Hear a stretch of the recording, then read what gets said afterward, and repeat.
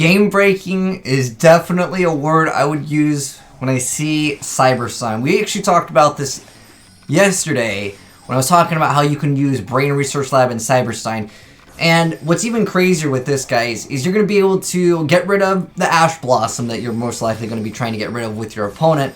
But on top of that, you're going to be able to pull off FTKs, OTKs, and also make boards that are basically unbeatable, with, of course, Cyberstein coming back in the game. And before someone says, well, you need the Brain Research Lab, and then you also have to tactically summon this card, you can actually special summon it from the deck, and we'll get into that in a second, which you guys just saw. So I need to showcase off, first off, the FTK, utilizing, of course, Blaze Phoenix here.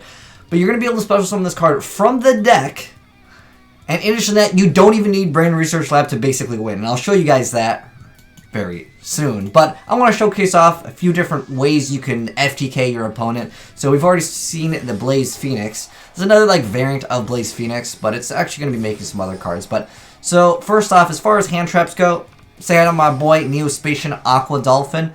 As soon as this card would come out, most people might allow that to kind of go through. In the off chance you get rid of one of their other cards, because they're probably going to try to use that Ash against another one of the Neospatian cards. But, I don't know, it really depends. I mean, even if they use it, well, what doesn't matter? Because, again, that's just kind of extra fodder for you to use it as link material, which, you really don't need, because all you really need is your boy Cyberstein, courtesy of summoning it through the Road Synchron.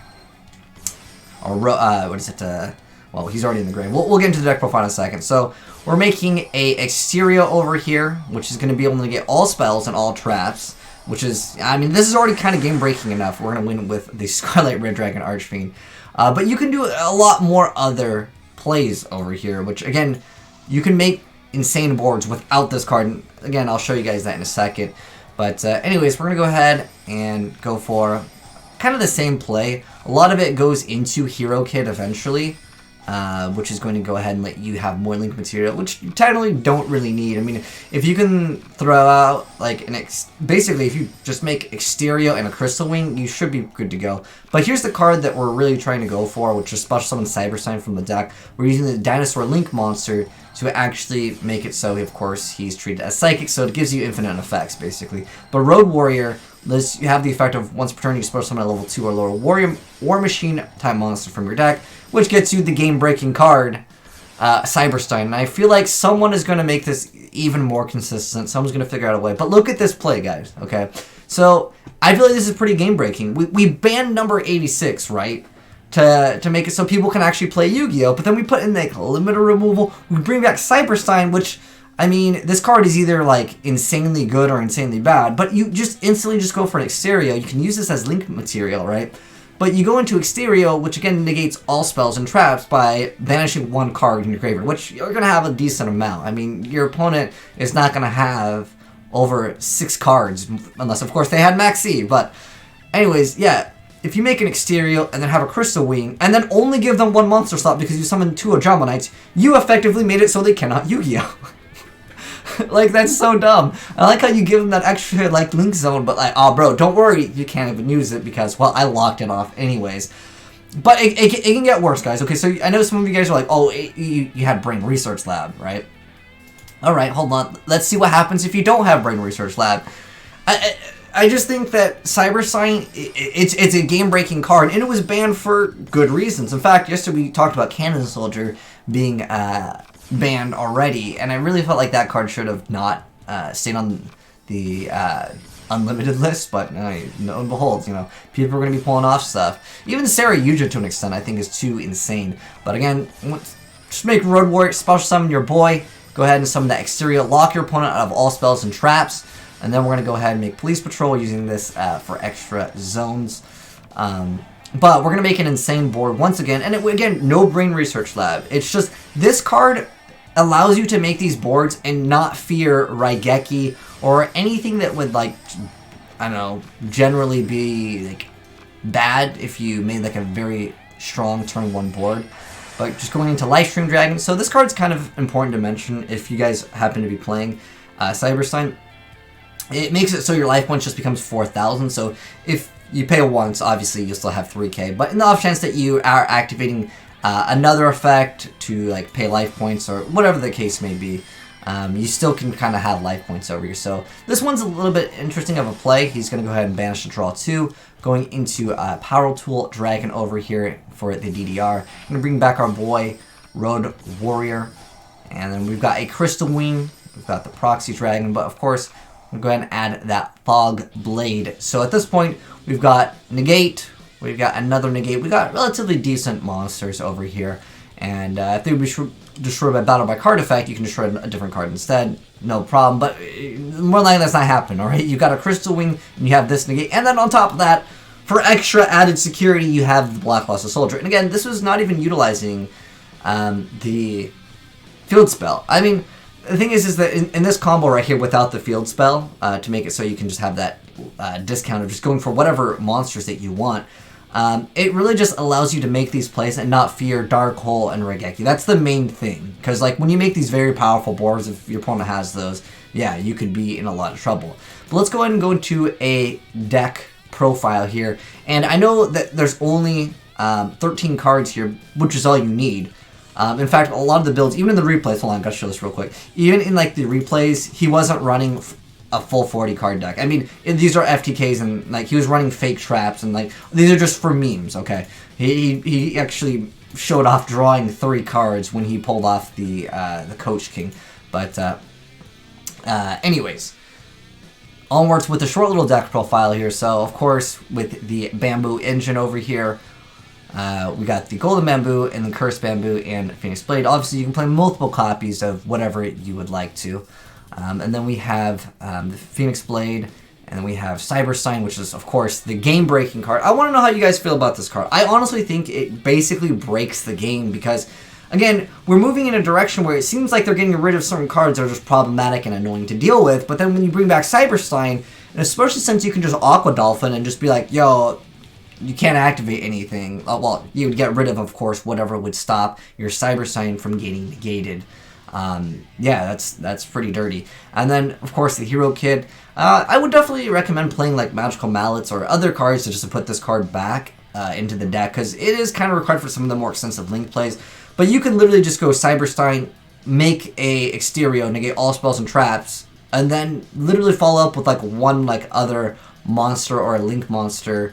And then from there you should be good to go. I mean, if you can throw out like an Assault and an Exterio, and then you, whatever cards that you get extra from this, you're basically good to go. Even if you don't get out the full 3 Hero Kid, you should be good to go, and you'll have a pretty nasty board anyways, regardless. And of course, we have the Goki rematch, and then the Headbat and the Octo Stretch that will start you out to that Goki card anyways. Then we got the newest Patient Aqua Dolphin. I was even thinking like you can even play like Brilliant Fusion, even heck Double Summon. Would be a viable thing to run, because you need to hit that hand trap. You hit that hand trap, and then like, what is your opponent going to do turn 1? You know, for the most part, it's a GG. Even Called by the Grave, obviously a good choice as well for this type of deck. Then Neo Space Connector, which basically just gets you at that Dolphin. It is another level 4, and it happens to also be light. So after your plays, of course, you're adding the Black Luster Soldier with a Sold. So I don't think you really need it, because you're going to be able to make so many stupid things. Again, the reason why I think this is so game-breaking is because you have FTKs, you have boards that you can't beat, and all you really need to do is just throw out that Road Warrior, which is interesting. I never even thought to use this card. It has okay attack, too, by the way. It's got 3k. But for the most part, it's just going to be used as link fodder for whatever other plays. You can throw in Dangers into this deck and even have a more consistent, plus you'd have a lot more abilities go for even further link combos. But again, this is just the core that I wanted to show you. By the way, shout out to my boy Atlas Rising for hooking me up with this. I'm going to have him down below in the pinned comment. Definitely check him out, guys. He's always building really cool stuff. But for the extra deck, the Scarlight, this is more disrespect, but it's still a good card because you can definitely make the card. Heck, you could maybe add a Needle Fiber. There's a lot of other plays, but this is just the core of the deck.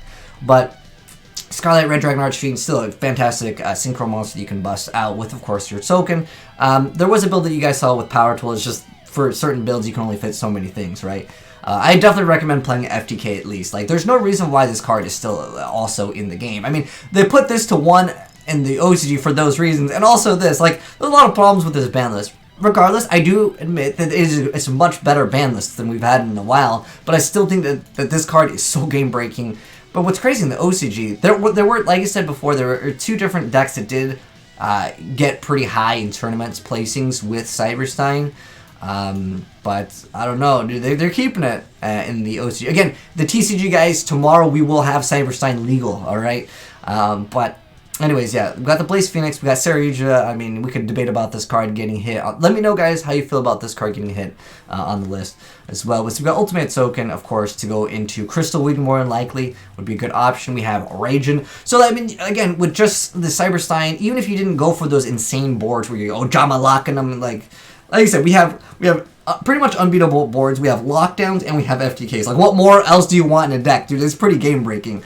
But yeah, if you just make this card just Book of Moon in monster form over here, and then on top of that you negate all spells and traps, like, I don't know, dude. It's pretty stupid. Alright, we got Sea Monster Thesis, of course, being a tuner, so it helps you make other things. Exterior, which is basically a go-to card that makes a lot of these boards just, like, unbeatable. Because usually the out to, like, these really, really dumb turn 1 boards is Dark Hole Raigeki, and you can't even use them. Unless, of course, you go for a Kaiju first. We got the Zephyr Metaltron, which we actually saw. This card's important, obviously. And then we have Road Warrior, which, of course, is going to bring your Cyberstein from the deck. And then we have Summon Sorceress, which probably should have been banned too. And then we have Isolde, which another card where I don't know, it's debatable if it should have been hit as well. But anyways, yeah, guys, that is the deck profile for the Cyberstein FTK OTK lockdown. Unbeatable boards, basically, is what this card does, and I think that it is pretty game-breaking, and it's going to be interesting to see if this actually does something. I know some people are like, dude, Cyberstein, dude, it did already win in the OCG multiple times in higher tournaments. But, I know, it's a cheese card at the end of the day, I will admit that. But at the same time, there are certain decks that cannot function without their spells and traps. You can literally go summon Cyberstein, go straight into this, and then summon whatever. Just make sure you link this card away because you're going to have low life points. And you could just summon this and you just win the game, which is pretty dumb. But anyways, let me know your thoughts down below on Cyberstein coming back into the game. Do you guys think it's going to be changing up the game? I think it's pretty game-breaking. Even though it might be dumb, you run into it and then you'll complain about it, man. But anyways, thanks for watching, guys. Hope you enjoyed the video. If you did, drop a like on it. And if you're new to the channel, hit the subscribe button to never miss out on a crazy Yu-Gi-Oh! Thing like this. Of course, with the new ban list coming tomorrow. Let's see what people do. But if you guys got any cool replays, like this one showcased over here, feel free to send it in to azneyesreplays@gmail.com. Like I said, check out my boy Atlas Rising. More cool decks. Thanks for watching, guys. Peace out.